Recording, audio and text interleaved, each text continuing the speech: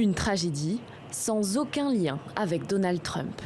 Au 4e jour d'un procès historique, place à la défense.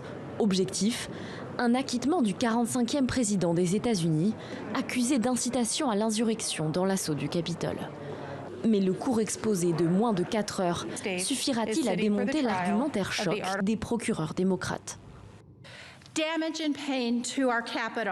Dommages et douleurs pour notre Capitole, dommages et souffrances pour les Américains, dommages infligés à nos forces de police et dommages envers les autres nations qui nous ont toujours considérés comme un bastion de la démocratie. Tous ces gens qui ont été arrêtés et inculpés, ils sont tenus responsables de leurs actes. Leur chef, l'homme qui les a incités, doit lui aussi être tenu responsable. Des élus et des policiers terrifiés, des assaillants menaçants.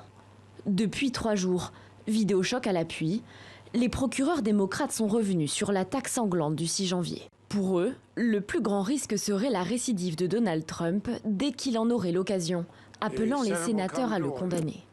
Le verdict serait immédiatement suivi d'un vote pour le rendre inéligible. Le 6 janvier a été le point culminant des actions du président et ce n'est pas une aberration de leur part. L'insurrection a été l'épisode le plus violent et le plus dangereux jusqu'à présent de la pratique et du mode d'incitation à la violence de Donald Trump. Et j'insiste sur le mot « jusqu'à présent ». Après les arguments de la défense, les sénateurs poseront leurs questions aux 2 parties. Le rythme du procès s'est accéléré. Un verdict pourrait être rendu lundi.